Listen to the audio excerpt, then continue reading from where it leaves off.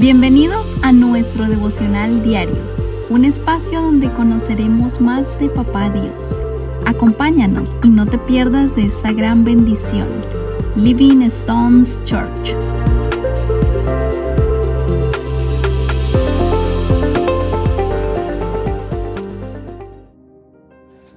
Muy buenos días, familia, espero que todos estén muy bien en esta mañana. Seguimos en un día más conociendo de Papá Dios, un día más de ayuno, un día más en el cual vamos a estar hablando de nuestro devocional acerca del Pentateuco. Y el día de hoy empezamos un nuevo libro.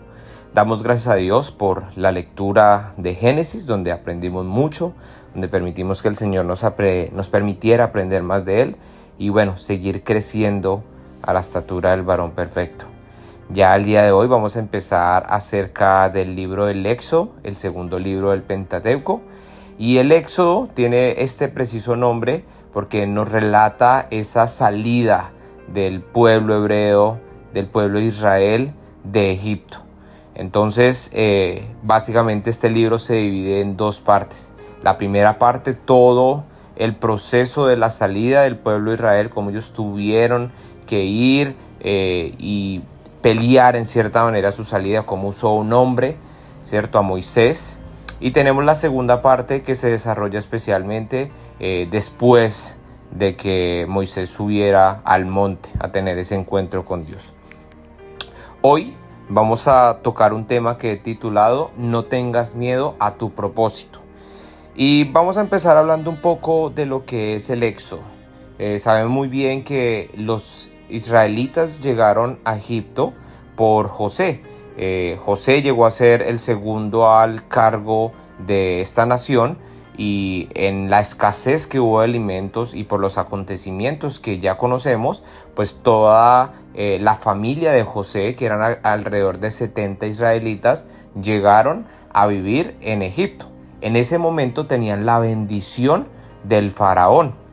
Ya luego, acá en Éxodo nos empieza a relatar que murió José, sus hermanos, y en cierta manera murió esa generación. Y ya luego de varias generaciones, ya nos dice la palabra de Dios que los israelitas se estaban procreando y llenando la tierra, dando cumplimiento a lo que hablábamos en Génesis, cuando el Señor le decía a Abraham que ellos iban a llenar y a poblar la tierra a través de su descendencia. Dentro de esto, pues también lo que había dicho a Adán de reproducidos y fructificar, ¿cierto? Llenar la tierra. En este punto, cuando nosotros ya empezamos a ver lo que quiero que hoy tratemos el tema, y es la vida del propósito.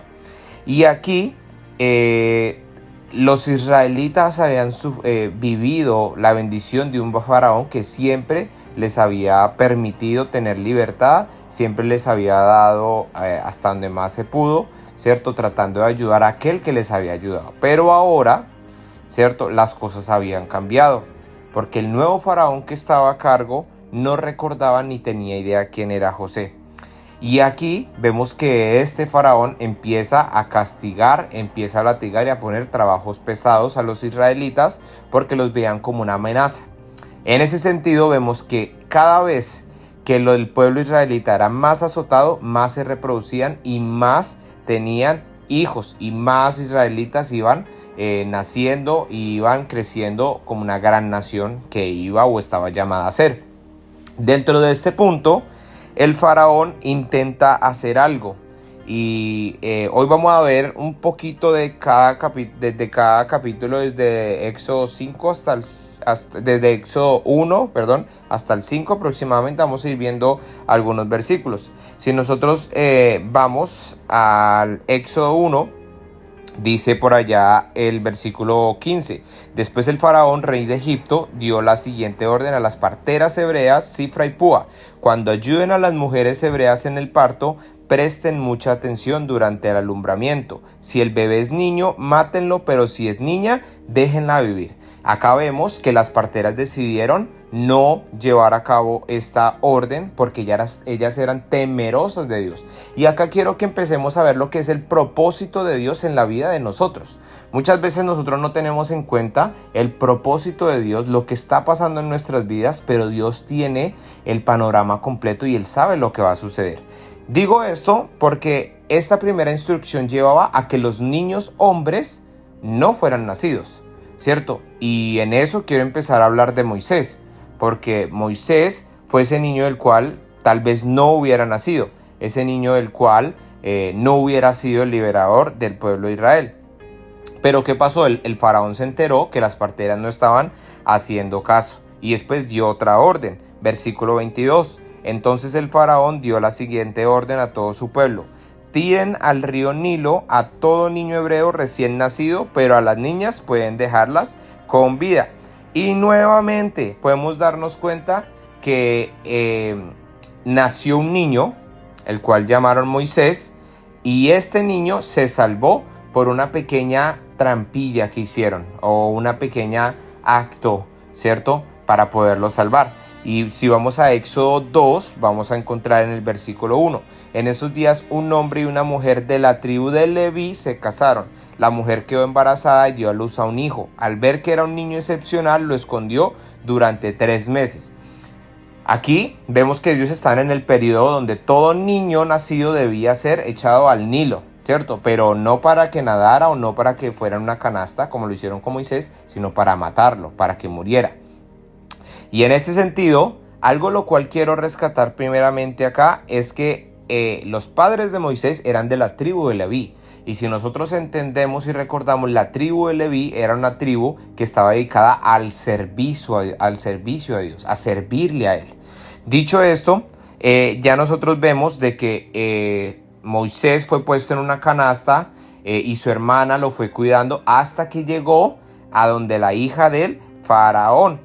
Dice que la hermana habló con ella para conseguirle una mujer hebrea para que lo alimentara, ya que el niño parecía hebreo, de tal manera que llamó a la propia mamá de Moisés, quien lo amamantó y lo cuidó, y la hija del faraón le pagó por eso.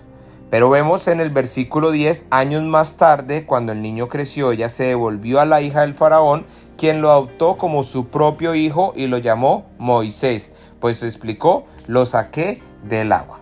Acá vemos otra cosa: a pesar de todas las circunstancias, Moisés pudo sobrepasar estas circunstancias. Y es muy fácil entender el porqué después de nosotros leer o conocer toda la historia de Moisés. Pero en este punto era muy difícil llegar a entender cuál era el propósito de este niño hebreo que venía luchando en contra de la muerte aún desde su nacimiento. Ya cuando Moisés crece, pues entendemos que él creció con toda la cultura egipcia, pero había algo dentro de él que sabía que no era totalmente egipcio. Y más adelante vemos cuando él, viendo o saliendo, ¿cierto?, a ver las tareas que le ponían a hacer a sus compatriotas hebreos, pues vio como uno de los del ejército maltrataba a uno de los hebreos y él decidió matarlo, quitarle la vida. Y esto obviamente que es un pecado, pero quiero que veamos la actitud de Moisés, porque él era egipcio, él fue creado bajo todos los estamentos, bajo toda esa alineamiento y aún bajo el pensamiento egipcio en el cual los hebreos eran un problema. Pero había algo dentro de él que le llevó a entender que no era justo lo que estaban haciendo con ellos. Y eso nos lleva nuevamente al propósito de Dios con la vida de Moisés. Pero ahora rápidamente quiero que veamos cuando realmente Moisés se enteró de su propósito. Y eso lo vamos a ver ya en el capítulo 3 y capítulo 4, cuando tenemos el gran encuentro de Moisés en la zarza ardiente con Dios. Y quiero centrarme en el momento cuando Moisés protesta, porque el Señor es muy claro en el decirle a Moisés: tú vas a ser el liberador, he escuchado las plegarias de mi pueblo y te voy a usar a ti para liberar a mi pueblo, para llevarlos a una tierra donde fluye la leche y miel, ¿cierto?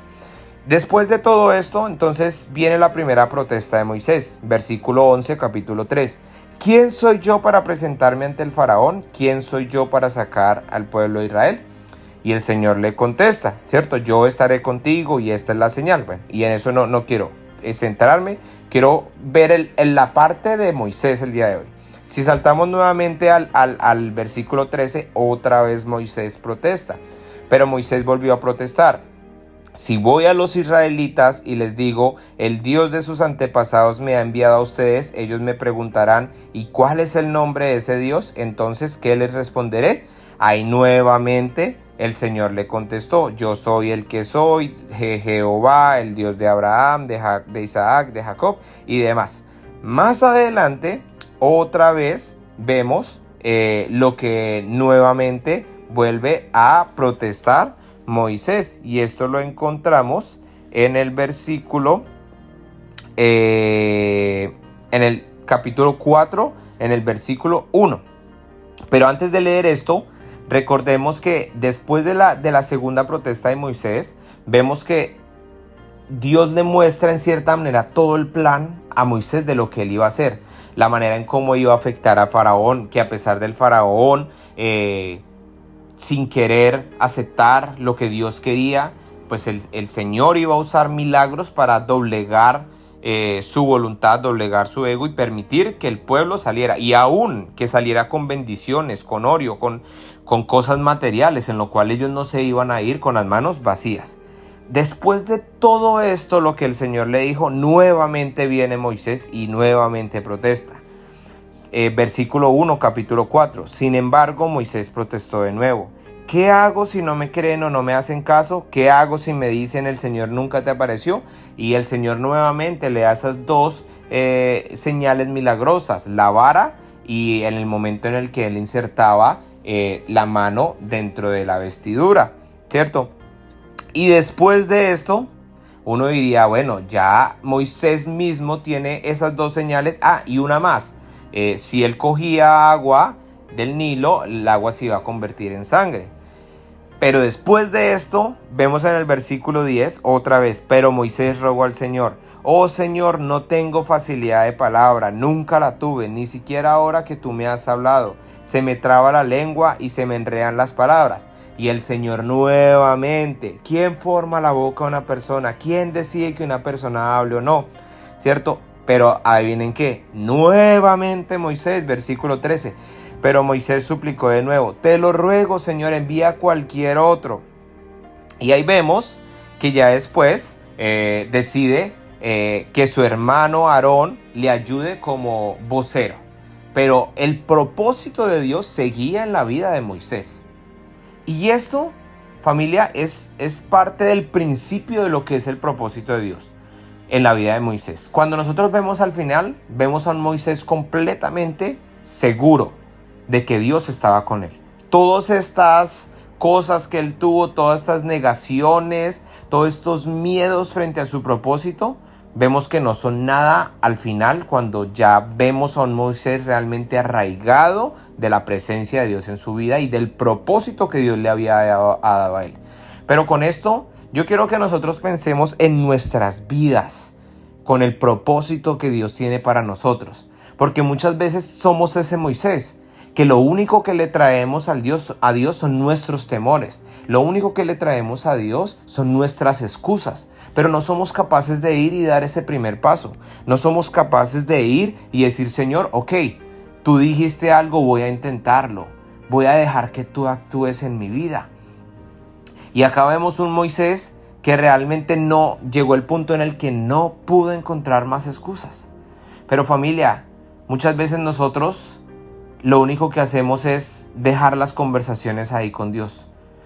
No puedo decir que Moisés actuó de una mala manera, porque Moisés lo hacía en el sentido de que él sentía que no era digno.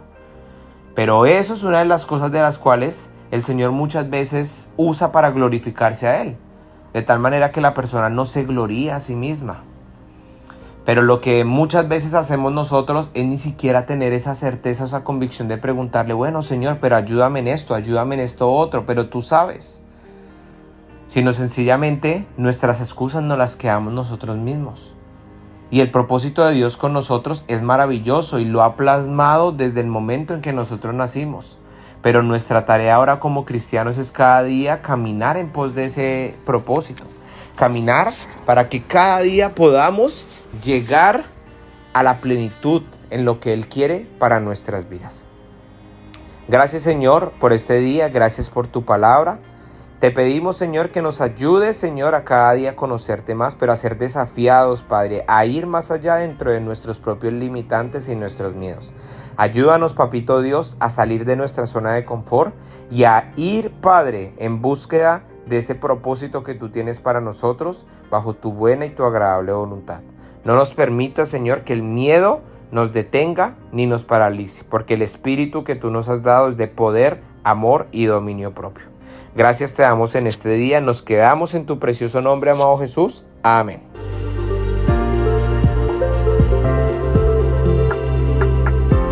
Gracias por acompañarnos en este día. Te esperamos en nuestro próximo devocional. Dios te bendiga.